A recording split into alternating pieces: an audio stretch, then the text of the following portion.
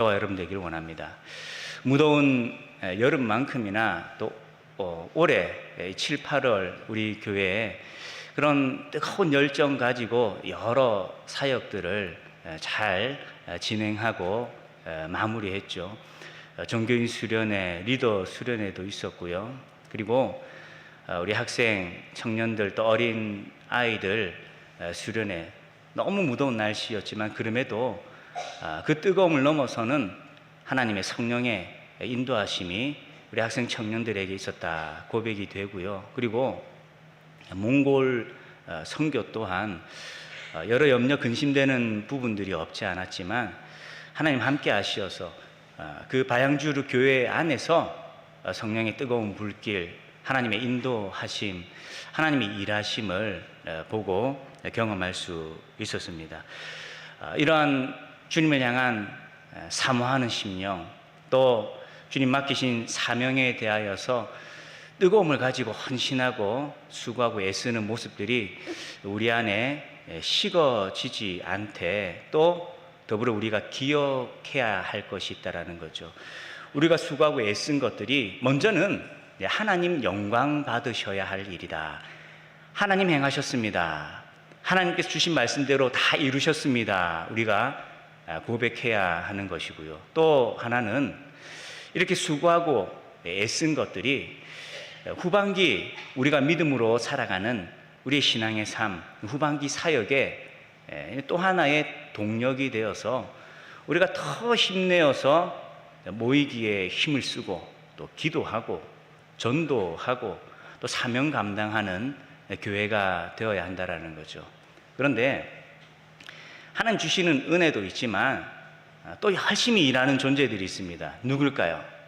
사단 마귀가 교회가 은혜 받는 것, 성도들이 하나님 함께 하심을 경험하고 믿음으로 살아가기를 결단하고 순종하는 것, 이거 가만히 내버려 두지 않는다라는 거죠.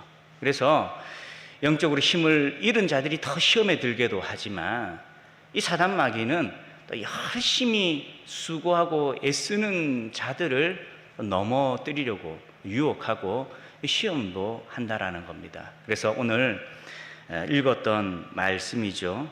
기도를 계속하고 기도에 감사함으로 깨어 있으라. 우리가 수고하고 애쓴 것들이 주님께 영광이 되며 또 남은 한 해 우리가 살아갈 믿음의 또 동력이 되고 우리 자신을 드러내는 것이 아니라 오직 주신 말씀에 순종하며 끝까지 주님을 따르되 오늘 여러 말씀들을 통하여서 하나님께서 나에게 주시는 말씀이 어떠한가, 그리고 그 말씀을 듣고 있는 오늘 나의 모습은 어떤지 다시 살펴보면서 주님 안에서 다시 결단하고 기도하며 믿음의 삶 승리할 수 있는 저와 여러분 되길 원합니다. 그래서 먼저 우리가 찾아볼 말씀이 있는데요. 누가복음 17장 7절부터 10절 말씀 한번 보시겠습니다.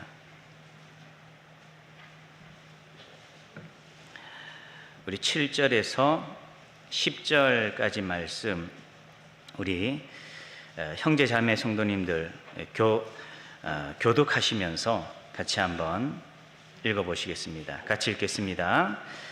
너희 중 누구에게 밭을 갈거나 양을 치거나 하는 종이 있어 밭에서 돌아오면 그더러 곧 와 앉아서 먹으라 말할 자가 있느냐?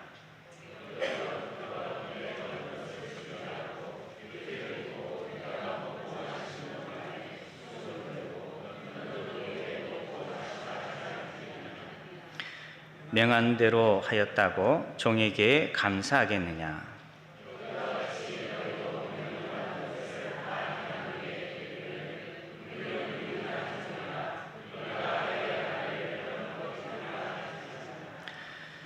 아멘. 누가복음 17장 1절에서 10절까지의 말씀은 리더들을 향한 교훈의 말씀입니다. 그 중에서도 7절에서 10절까지의 말씀은 주님 위해서 수고하고 애쓰는 주님의 일꾼들이 영적인 우월감이나 혹은 자신의 수고한 일들에 대한 보상받고자 하는 그런 마음들, 그걸 이제 경계하라라는 그런 뜻에서 주님 주신 말씀이죠. 저와 여러분이 여름 한 시즌 여러 크고 작은 일들을 놓고서 수고하고 애쓰시고요. 또 무더운 여름날 근데 땀 흘리면서 우리가 함께하여 하나님 행하신 놀라운 많은 일들을 경험을 했습니다.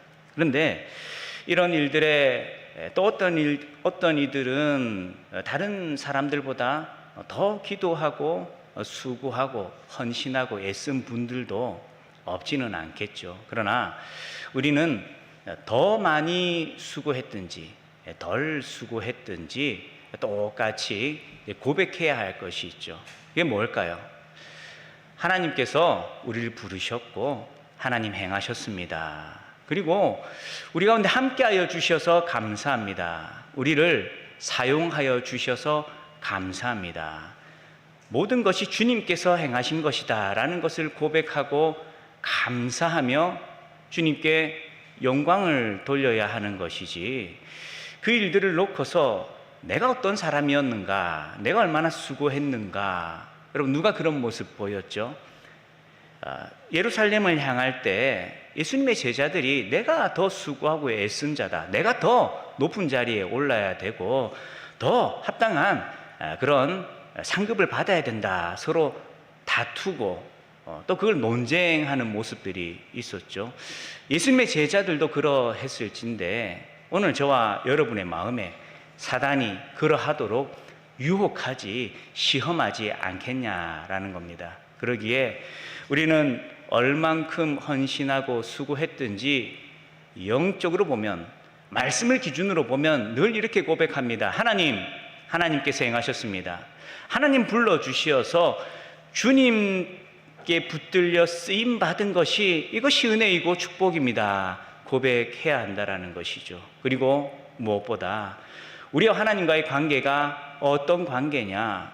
하나님은 우리의 아버지이시기도 합니다. 그러나 우리가 잊지 않아야 될 것은요, 사명을 감당할 때에는 하나님 우리의 왕이시고 주인이시며 우리는 그분의 종된 자들이다라는 거죠. 기껏 구원해 주시고 종 삼으시나라는 그런 반감, 그런 육신적인 생각이 들 수 있죠. 그러나 이건 우리에 앞서서 누가 먼저 보이신 모습일까요? 예수님께서 친히 본을 보여주신 모습이시다라는 겁니다. 빌립보서 2장 말씀이죠.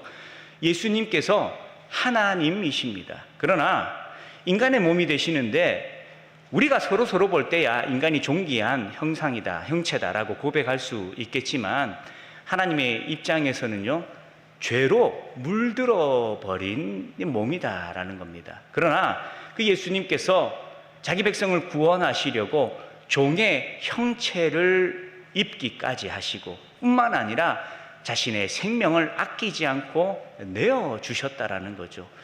우리를 살리시기 위하여서 종으로서 끝까지 순종하시고 충성하시고 자신의 생명까지 내어주신 그 예수님 때문에 우리는 그 예수님의 본을 받아서 그를 통하여 얻게 된 새 생명을 가지고 종으로 살아가는 것이 부끄러운 것이 아니라 영광스러운 일이고, 또 나를 불러주시고 사용해 주시는 것이 너무나 감사하는 일이 된다라는 것이죠. 그래서 저와 여러분이 어떤 직책을 가지고서 어느 자리에서 쓰임을 받든지 은혜 받은 사람, 그리고 그 은혜의 가치, 그 가치 속에 하나님의 생명이, 예수님의 순종과 헌신이 담겨 있다라는 것을 우리가 잊지 않는다면 성령의 비추심을 통해서 우리는 진심으로 고백할 수 있습니다. 주님, 저를 불러주심이 감사합니다. 저를 사용해 주시니 감사합니다. 우리가 고백할 수 있다라는 거죠. 그러니 우리의 시선이 주님 향하지 못하여서 환경과 상황이, 또 내가 받고 있는 대우가 기준이 되어 내가 이렇게 애쓰고 수고하는데 알아주는 이 없다라는 마음에 상처받고 또 우리 마음에 낙심하고 시험에 들어버리는 그런 모습들, 이건 하나님 주시는 것이 아니라 사단이 우리를 넘어뜨리려고, 믿음으로 살아가지 못하도록 방해하고 공격하는 것이다라는 거죠. 그렇다고 해서 우리가 또 오해하지 않아야 될 부분이 있습니다. 우리의 이런 고백은 하나님을 향한 고백, 또 공동체 앞에서 우리가 보여야 될 믿음의 자세이긴 합니다만, 우리가 옆 지체들을 보면서 저 종이 오늘 좀 게으르네, 저 종이 오늘 왜 이렇게 빠딱빠딱 움직이지 않고 저렇게 게으르나, 왜 또 일을 똑바로 하지 않나, 우리가 이렇게 누군가를 비판하거나 또 누군가를 판단하는 그런 일들이 되어서는 안 된다라는 거죠. 저와 여러분이 함께 동력하면서 수고하고 애썼을 때 우리는 서로에게 어떤 모습 보여야 될까요? 격려하고요, 또 어렵고 힘든 상황 속에 있을 때 위로도 하고 중보하고 서로 칭찬하고 서로 높이며 위하는 관계가 되어야 한다라는 겁니다. 그러나 중요한 건 내가 당사자인 내가 사람들 앞에 그걸 자랑하거나 주님 앞에 뭔가를 얻기 위한 그런 모습 보일 일은 아니다라는 것이죠. 그래서 저와 여러분이 복음을 위하여 살아가는 그 삶 속에 있지 않기를 원합니다. 죽었더니입니다. 우리가 가끔 실수할 때가 있죠. 기도할 때 죽을 뻔했다라고 표현할 때가 있습니다. 물론 실수지만 그 표현 자체는 분명히 틀린 거죠. 우리는 죽을 뻔했던 존재가 아니라 죽어 있었습니다. 죽었다라는 겁니다. 그 죽은 이들을 하나님께서 사랑하시어서 아들을 내어주셔서 살리셨다라는 거죠. 죽은 자를 살려주시고 영원한 생명을 허락하시고 하나님 자녀 삼아주신 은혜, 그리고 그 은혜 주시기 위하여서 하나님이신 예수님께서 종의 형체를 입으시고 자신의 생명을 아끼지 않으셨다라는 것을 늘 기억하며 우리에게 주어진 은혜가 어떤 것인가 늘 묵상하되 기도하면서 고백하면서 성령의 비추심을 통하여서 우리 속에 그 은혜에 대한 감격과 기쁨과 감사가 끊이지 않아서 주님께서 우리를 어디로 어떻게 부르시든지 저와 여러분이 감사하며 또 기뻐하며 순종하며 충성하며 주님 따를 수 있는 우리 영광교회 될 수 있기를 소망합니다. 우리가 부름받은 자리 가운데서 헌신하고 충성하되 그것이 자랑할 것이 아니다라는 것 우리가 잊지 않아야 되죠. 그러면서 또 우리에게 주어져야 될 모습, 한순간 반짝하고 시들어 버리는 것이 아니라 끝까지 충성하며 주님 따르는 그런 믿음의 삶을 우리가 살아가야 한다라는 겁니다. 그런데 헌신하고 애쓰고 열정을 가지고 주님을 섬기되 또 우리에게 중요한 건 잘 분별하며 주님을 따라야 한다라는 거죠. 사람은 몸을 가지고 있습니다. 그러나 몸이 우리 본질이다라고 하지 않죠. 우리에게는 영혼이 있고 그래서 우리는 영적 존재입니다. 우리 생명의 참 본질은 이 영에 있다라는 겁니다. 하지만 아직 연약한 육신을 입고 있기 때문에 이 우리 몸이 가져다주는 반응에 우리 마음과 생각이 많이 흔들릴 수 있죠. 그런 우리의 연약함이 대놓고 잘못된 일에 대해서는 그래도 이게 잘못됐다라고 분별하며 우리가 제대로 서려고 하는데 참 묘한 게 있습니다. 잘못된 것을 잘못된 것이라고 생각하지 않은 채 뭔가 뜨거움을 가지고 열정을 가지고 헌신하고 수고하는데 그게 말씀대로 순종하는 것이 아니라 내 생각 혹은 내 감정에 이끌려 살아가는 모습들 우리에게 없지 않다라는 겁니다. 그런 여러 인물들 중에 북이스라엘의 요아스라고 하는 왕이 떠올랐습니다. 열왕기하 13장 14절에서 19절 말씀인데 읽지는 않고요. 제가 어떤 내용인지 잠시 말씀을 드리겠습니다. 북이스라엘 요아스 시대에 이제 국력이 계속 쇠퇴해 가던 그런 시대에 있었습니다. 그러나 그 시대 하나님께서 그 이스라엘 우상으로 이제 우상 숭배에 쩌들려 버려서 하나님 말씀 외면하고 믿음의 삶 살아가지 못하고 있는 그들을 향하여 하나님께서 선지자를 보내시고 말씀하시되 그 말씀이 들어가지 않으니 이 선지자를 통한 위대한 놀라운 기적과 같은 일들을 통하여서 그 나라를 깨우치시려고 돌아오게 하시려고 하나님 일하셨죠. 그렇게 하나님 쓰신 선지자 중에 엘리사 선지자가 있습니다. 오늘 말씀에 14절 말씀이죠. 엘리사가 이제 죽을 병이 들게 된 겁니다. 이제 위독한 상황이 되었던 거죠. 그때 북이스라엘의 왕 요아스가 엘리사의 그런 위독한 모습을 보고 어떻게 하고 있다라고 기록되어 있습니까? 눈물을 흘리면서 내 아버지여 아버지여 하며 애통해합니다.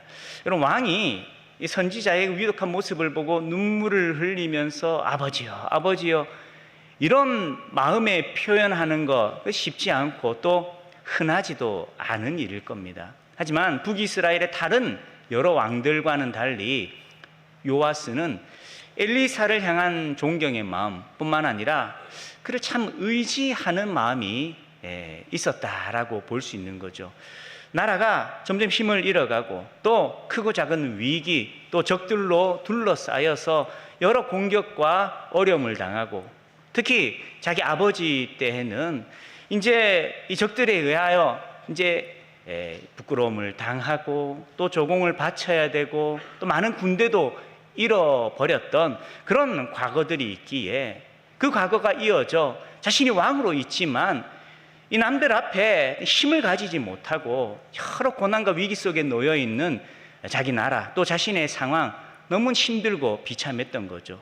그런 상황 속에 이 엘리사라고 하는 선지자, 그가 행해왔던 여러 사건, 여러 일들, 불말과 불병거가 그 집을 에워싸서 자신을 헤아려 하는 적들을 막아선 일로부터 또 많은 적들이 두려워 떨어 도망가게 돼버리는 그런 놀라운 일들, 이 선지자를 통하여서 하나님 하신 일이었다라는 겁니다. 그러기에 이 선지자가 위독하여서 곧 세상을 떠날지도 모르는 그 상황을 보게 될 때에 한편으로 마음이 무너지고 염려되고 두려워하는 마음, 또 그 선지자를 존경하고 의지하였기에 그의 병약한 모습을 보고 이제 통회하는 그런 마음도 있었다라는 겁니다. 그래서였는지 하나님께서 엘리사 선지자를 통하여 기회를 주십니다. 화살을 가져와서 창밖으로 활을 쏘라라고도 명령하시고 또 그 화살을 바닥에 내려치라고 말씀도 하십니다. 활을 쏘기도 했습니다. 바닥에 내려치기도 했습니다. 그런데 18절 말씀이죠. 같이 한번 읽어보겠습니다. 시작.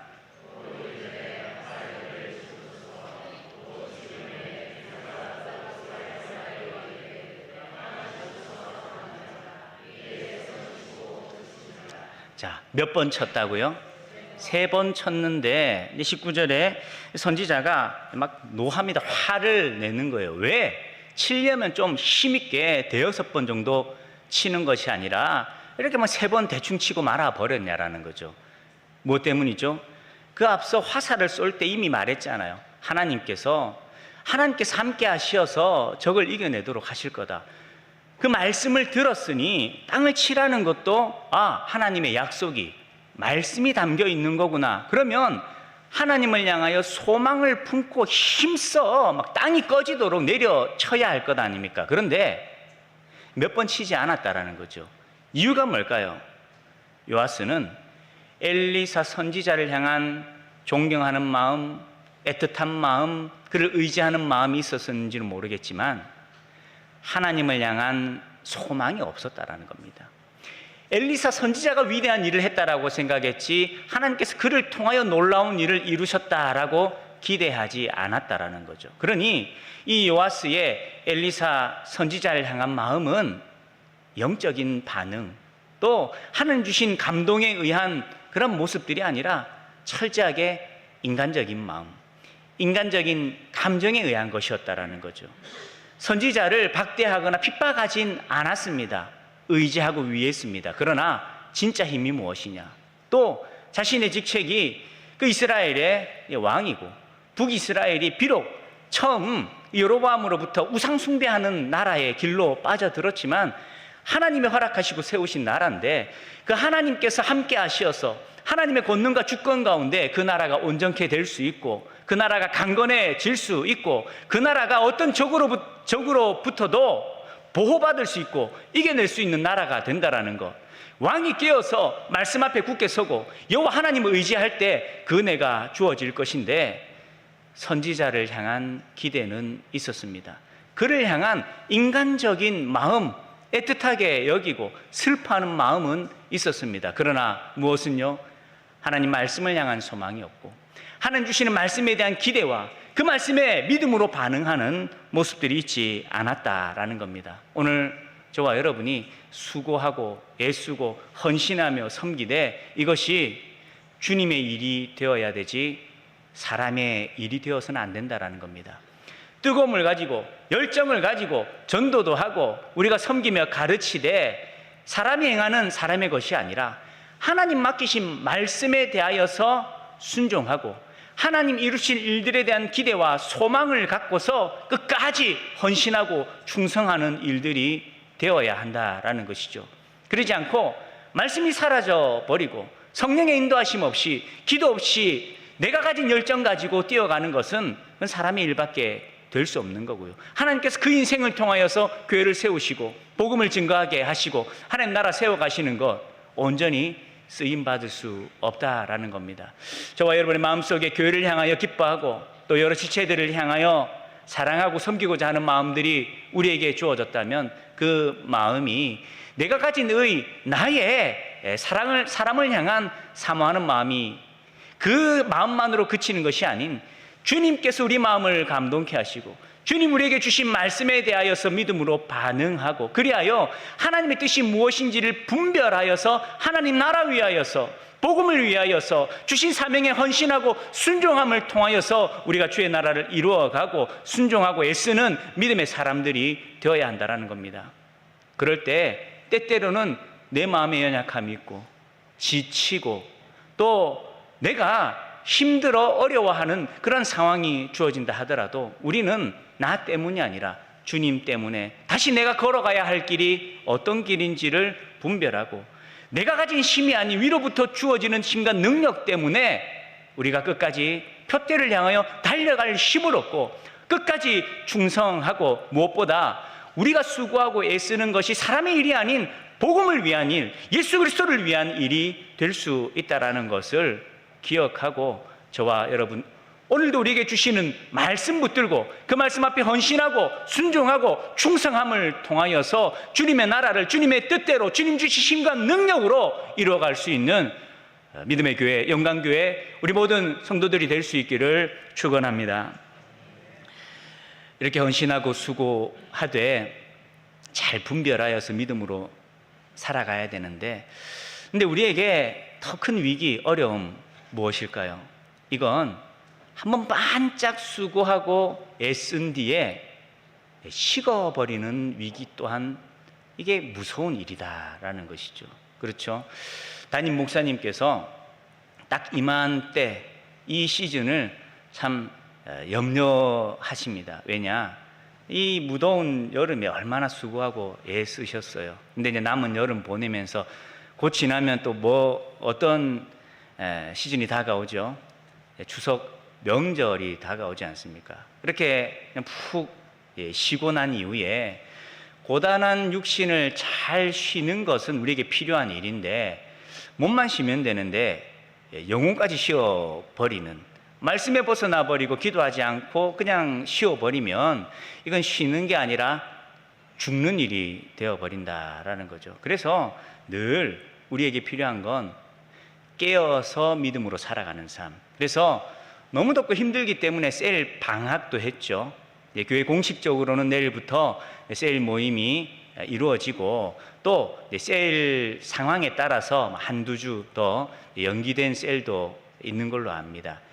셀 모임 하지 않는다고 셀 리더가 셀원을 위해서 기도하지 않아 버리고 셀 모임 하지 않는다고 셀원들이 말씀 듣고 말씀 묵상하는 일을 완전히 외면해 버리고 또 모여야 될, 함께 해야 될 예배, 기도의 시간들조차도 놓아버린다면 여러분 우리 삶이 온전할 수 있겠습니까?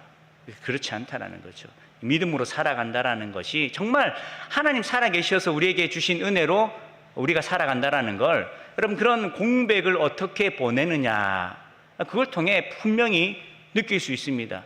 우리가 모이기에 힘쓰면서 말씀을 듣고 기도할 때 내 영이 힘을 얻는 겁니다. 더 기도하고자 하는 마음, 더 순종하고자 하는 마음, 또 전도하고자 하는 마음이 주어지는데, 여러분 예배 드리지 않고 기도하지 않고 말씀 없이 여러분 며칠 살아가 보시면은요, 내가 정말 영적 존재라는 걸 우리가 분명히 느낀다라는 거죠.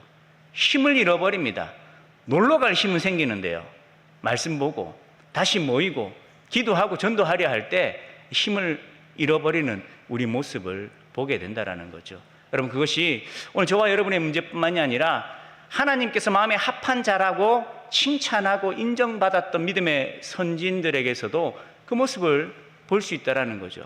여러분 다윗이 밧세바와 간음을 할 때 그 범죄를 저지르기 직전의 모습, 말씀을 통해 볼까요? 찾지는 마시고 스크린 통해 한번 보시겠습니다. 사무엘하 11장 1절 말씀 한번 보시겠습니다.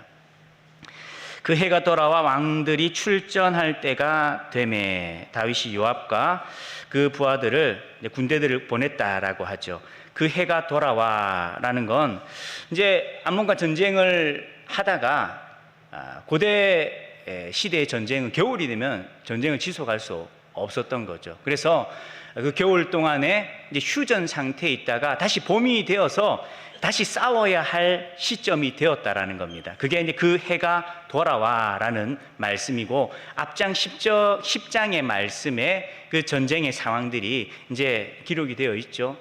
다시 싸워야 합니다. 그런데 이 다윗은 부하들을 내보냅니다. 자신은 참전하지 않았다라는 거죠.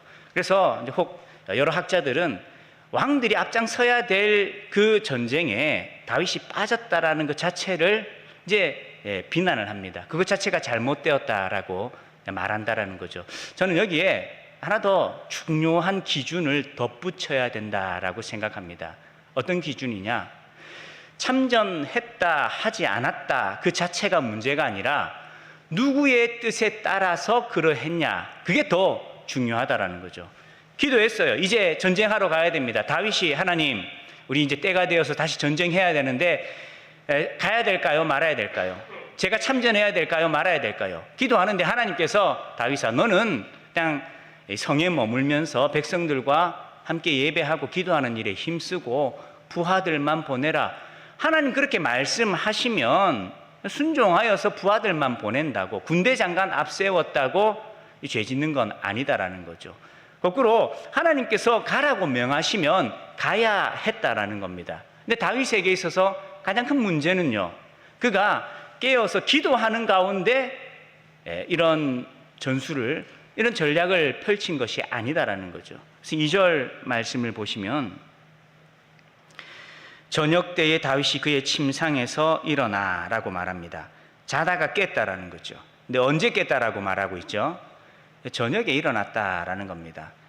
실컷 자다가, 늦잠 자다가 일어나야 될 때 일어나서 국정을 운영하고 기도하며 머물렀던 것이 아니라, 전날 뭐 했는지는 모르겠지만 그가 지금 전쟁의 상황 가운데 자신이 참전하지 않았다 하더라도 온 나라 백성들과 깨어서 기도하며 부르짖고 주님 찾아야 될 때에 그러지 않고 있었다라는 것. 더욱이 그가 영적인 이 무감각함 속에 있었다라는 것이 이제 깨어서 이제 여유 부리며 산책하며 거닐다가, 그러다가 유혹에 넘어져서 죄 지었다라는 것, 이 모습을 알 수 있다라는 거죠.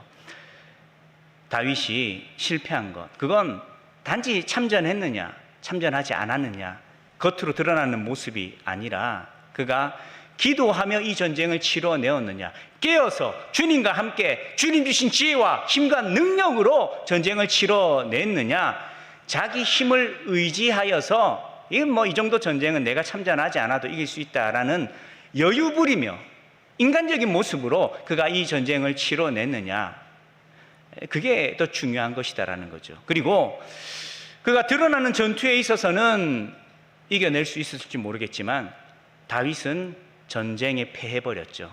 어떤 전쟁이에요? 영적 전쟁에 패해버렸다라는 겁니다. 그래서 결국 간음하게 되고 무너져 버리게 되었다라는 것이죠. 정말 무서운 것이 무엇이냐? 깨어있지 못한 채 영적인 안일함 속에 빠져서 내가 살아갈 힘이 위로부터 주어지는 것이다라는 걸 잊은 채 스스로 살아가는 인생, 그 인생의 가장 위험하고 주님 앞에 범죄하는 것이다라는 겁니다. 그래서 오늘 말씀, 기도를 계속하고 기도에 감사함으로 깨어 있으라, 이 한 말씀에 오늘의 메시지가 다 담겨 있죠. 우리가 무엇해야 될까요? 잠자는 자가 되지 않아야 하고, 또 내가 행하는 것이 아니라 주님 불러주셔서 쓰임받는 것이 너무나 감사한 것이고, 뜨거움을 가지고 헌신하고 충성하되 내 열정, 내 감정이 아니라 주신 말씀 분별하여서 하나님 뜻 이루기를 헌신하고 충성하는 것, 그것이 오늘 저와 여러분이 싸워내야 할 영적인 전쟁이다라는 것을 잊지 않고, 무더운 여름날 참 우리가 수고하고 애쓰면서 주의 몸된 교회 위하여, 복음 위하여 우리가 순종하고 주님의 일들 이루어왔습니다. 그러나 자랑할 것이 아닌 하나님이 행한 것임을 고백하고 주님께 영광 돌려야 하고요. 또 늘 깨어서 주의 말씀 따라 살아가기를 소망하면서 말씀 듣는 것, 그 말씀 붙들고 기도하는 일 게으르지 않고 더 깨어 주의 말씀을 듣되 그 주신 말씀 붙들고 하루하루 기도의 능력 가운데 성령께서 함께 하시어서 잠자는 영혼이 되지 않고 깨어 일어나 주의 복음 위하여, 주의 나라 위하여, 영원한 것을 위하여 더욱 순종하고 충성하며 살아갈 수 있는 저와 여러분, 우리 영광교회 될 수 있기를 주님의 이름으로 축원합니다.